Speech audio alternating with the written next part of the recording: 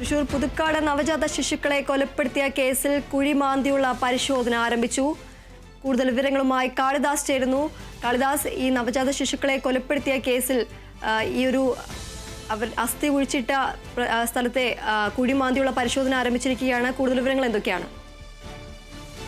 കുഴിമാന്തിയുള്ള പരിശോധന പുരോഗമിച്ചുകൊണ്ടിരിക്കുകയാണ്. ഇപ്പോൾ അനീഷയുടെ വീട്ടിലെത്തിയാണ് പരിശോധന നടത്തുന്നത്. കഴിഞ്ഞ ദിവസവും ഇരു പ്രതികളുടെയും വീട്ടിലെത്തി കൃത്യമായി തെളിവെടുപ്പെല്ലാം നടത്തിയിരുന്നു. ഇന്നിപ്പോൾ ഏറ്റവും പ്രധാനമായിട്ടുള്ളത് ഈ കുഴിമാന്തിയുള്ള പരിശോധനയാണ്. ഇനി ഇതിന് ശേഷം പ്രതി ഭവിൻ്റെ വീട്ടിലെത്തിയും കുഴിമാന്തി പരിശോധന നടത്തുമെന്നുള്ളതാണ് ഫോറൻസിക് സംഘം അറിയിച്ചിരിക്കുന്നത്. ഈ രണ്ട് വീടുകളിലായിട്ടാണ് ഈ രണ്ട് നവജാത ശിശുക്കളെയും ഇവർ 2021-ലും 2024-ലുമായി കുഴിച്ചിട്ടത് എന്നുള്ളതാണ് ഭവിൻ്റെയും അനീഷയുടെയും ചോദ്യം ചെയ്യലിനെ തുടർന്ന് ഇരുവരും നൽകിയ മൊഴി എന്ന് പറയുന്നത്. അതിനുശേഷമായിരിക്കും ഇരു വീടുകളിലെയും കുഴിമാന്തിയുള്ള പരിശോധനയ്ക്ക് ശേഷമായിരിക്കും ഇവരെ കോടതിയിൽ ഹാജരാക്കുക. ഇനി ആ നീക്കങ്ങളും കൂടിയാണ് നമുക്ക് പ്രധാനമായും അറിയാനുള്ളത്.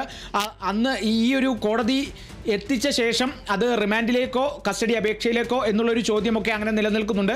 നിലവിൽ ഇപ്പോഴും എന്താണ് പോലീസുകാർ സ്വീകരിക്കാൻ ഉദ്ദേശിക്കുന്ന നടപടി, ഒരു കസ്റ്റഡി അപേക്ഷയ്ക്ക് സാധ്യതയുണ്ടോ എന്നുള്ള തരത്തിലൊന്നും നമുക്കിതുവരെ വിവരങ്ങളൊന്നും ലഭിച്ചിട്ടില്ല. ഇപ്പോൾ ഈ ഒരു പരിശോധന പുരോഗമിച്ചുകൊണ്ടിരിക്കുകയാണ്. 2021-ലാണ് ഏറ്റവും ആദ്യം അനീഷയുടെ വീട്ടിൽ ഈ ആദ്യത്തെ കുഞ്ഞിനെ കുഴിച്ചിട്ടത്. പിന്നീട് 4 മാസത്തിന് ശേഷം ഈ അസ്ഥി അന്ന് പുറത്തെടുക്കുകയായിരുന്നു. പിന്നീട് 2024-ൽ പ്രതി ഭവിൻ്റെ വീട്ടിൽ വെച്ചാണ്, പ്രതി ഭവിൻ്റെ വീട്ടുമുറ്റത്താണ് രണ്ടാമത്തെ കുഞ്ഞിനെ ഇതേപോലെ തന്നെ കുഴിയെടുത്ത് അടക്കം ചെയ്തത്. അതിന് കുഴിയെടുത്ത് അടക്കം ചെയ്തതിന് 8 മാസത്തിന് ശേഷമാണ് ആ കുഞ്ഞിൻ്റെ അസ്ഥി പിന്നീട് പുറത്തെടുത്ത് സൂക്ഷിച്ചു വെക്കുന്ന ഒരു സാഹചര്യം ഉണ്ടായത്. അതിനുശേഷം ഇരുവരും കഴിഞ്ഞ ദിവസങ്ങളിലുണ്ടായ തർക്കത്തെ തുടർന്നാണ് ഈ സംഭവ വികാസങ്ങളെല്ലാം നിലവിൽ എന്തായാലും പുറത്തു വന്നത്. ഇപ്പോൾ കുഴിമാന്തിയുള്ള പരിശോധന പുരോഗമിച്ചുകൊണ്ടിരിക്കുന്നു. ഫോറൻസിക് സംഘം മണ്ണെടുത്ത് സാമ്പിളായിട്ട് എടുത്തുകൊണ്ട് പോയിട്ടുണ്ട് എന്നുള്ളതും കൂടിയാണ് നമുക്ക് പുതുതായി ലഭിക്കുന്ന വിവരമെന്ന് പറയുന്നത്. DNA പരിശോധനയ്ക്ക് അത്രയധികം നിർണായകമായിട്ടുള്ള ചില തെളിവുകൾ കൂടിയാണ്. നേരത്തെ തന്നെ ഈ അസ്ഥികൾ ഭവിൻ്റെ പക്കലുള്ളത് കൊണ്ട് തന്നെ DNA-ക്ക് വലിയ കേടുപാടുകളൊന്നും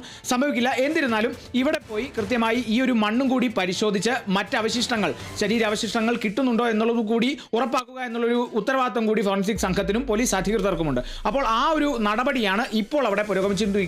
ഈ അനീഷയുടെ വീട്ടുമുറ്റത്ത് കുഴിമാന്തിയുള്ള പരിശോധനയ്ക്ക് ശേഷമായിരിക്കും ഫോറൻസിക് സംഘം പ്രതി ഭവിൻ്റെ വീട്ടുമുറ്റത്തെത്തി കുഴിമാന്തിയുള്ള പരിശോധന നടത്തുക. അതിനുശേഷമായിരിക്കും ഇരുവരെയും കോടതിയിൽ ഹാജരാക്കുക.